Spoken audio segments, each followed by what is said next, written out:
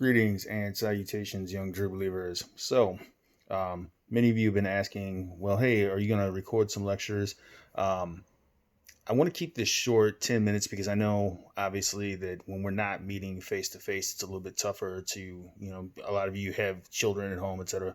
So I want to make this something that you can, quickly digest. So we're going to try to keep this to less than 10 minutes, but until we can figure out a time that that's convenient for us to meet via Zoom, this is probably a good supplement to the videos and the podcast and the reading. So, um, this first debate that we're considering, the existence of God, we start with the definition because, contrary to what anyone will ever tell you, anyone who isn't in the know, there is no empirical, that is to say, scientific evidence that God exists. The existence of God is not a matter that can be resolved by empirical science. If anyone ever tells you differently, you have it on the authority of Professor Andrew C. DeLunas. They have no idea what they're talking about because they don't. So, doubtless at this point, you're probably wondering, well, what then do philosophers of religion debate when they debate the existence of God? They debate the probabilities that such an entity exists or does not exist. The atheists think it's highly unlikely that such an entity exists. The theists, as I say, the believers, they try to establish the possibility that such an entity exists, right?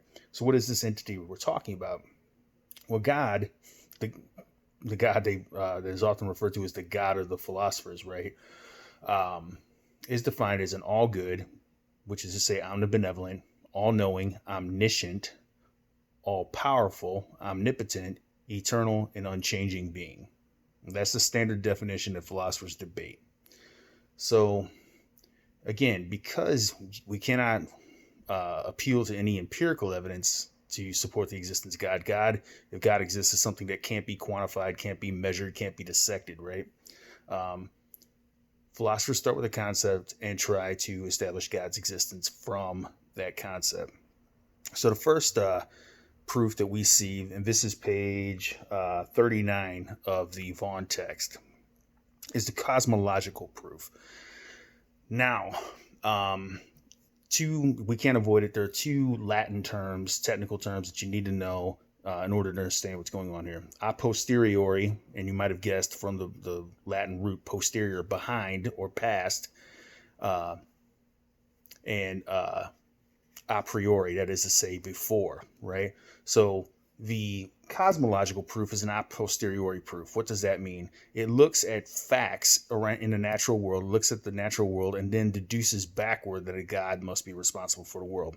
So what is St. Thomas Aquinas up to? Well, Aquinas is arguing that given that the world exists, and obviously it does, there must have been something that created it. So his first premise here at the bottom of page 39, everything in the observable world has a cause. That is consistent with our everyday experience, but I want you to put a little asterisk next to that. We're going to come back to that. So again, everything in the observable world has a cause. Premise 2, nothing can be the cause of itself. That's also consistent with our experience. 3, an infinite regress of causes is not possible. So let me unpack that notion. What's an infinite regress? An infinite regress is a series of causes that stretches back into the infinite past. So if I asked you, how'd you get here? You would respond, your parents. And then I'd ask, well, how did your parents arrive on the scene? My grandparents. And then on back into the infinite past. That's what an infinite regress is. Aquinas is arguing that an infinite regress of causes is simply not possible.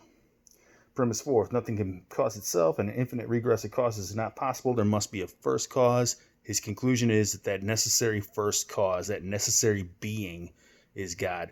Now, a word about necessary and contingent. Every one of us and everything in this world, from this phone to the Empire State Building to the Golden Gate Bridge, the Great Wall of China to, the car you drive, is a contingent being, which means we can easily imagine a world in which those things don't exist. Every one of us is contingent. Aquinas wants to know whether or not there's a necessary being, right? He's just trying to establish that. But there's a sleight of hand in his proof. And the sleight of hand is this. It's in the conclusion.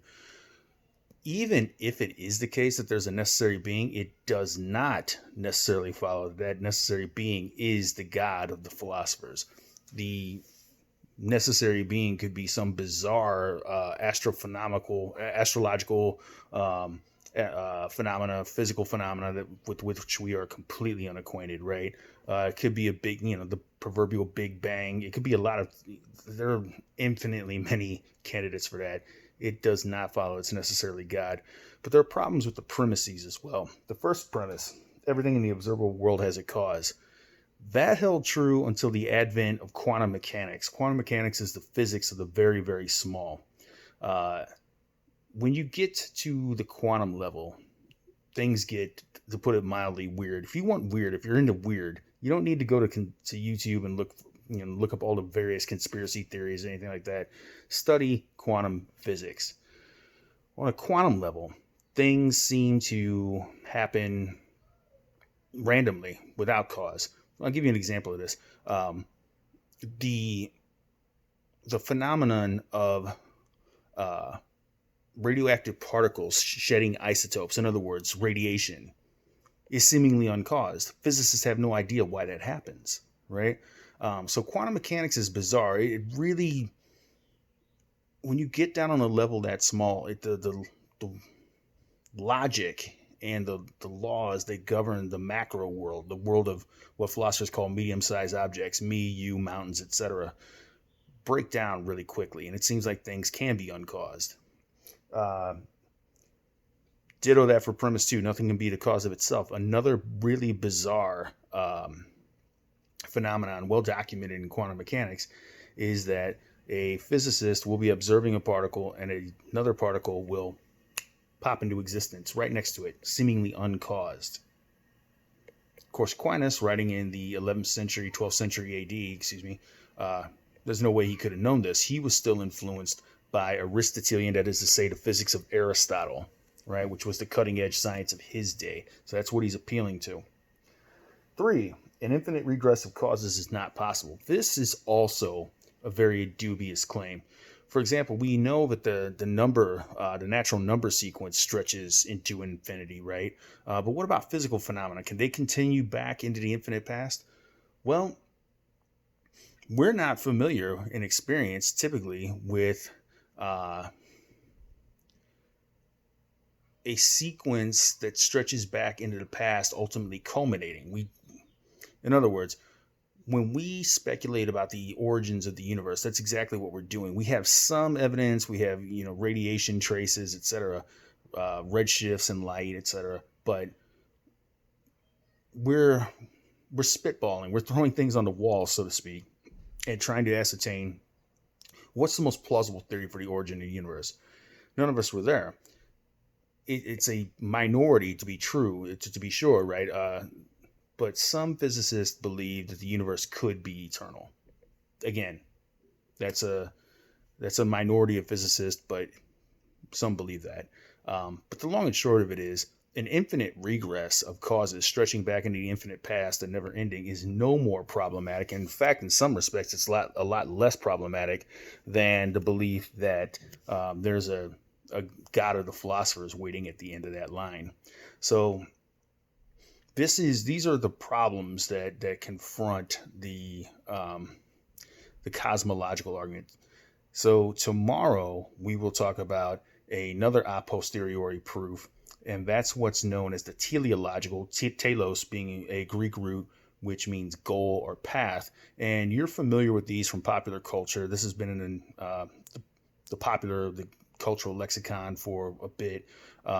Design arguments, or arguments from design. The world appears to be designed, ergo there must be a great designer. So I'll talk to you about that tomorrow.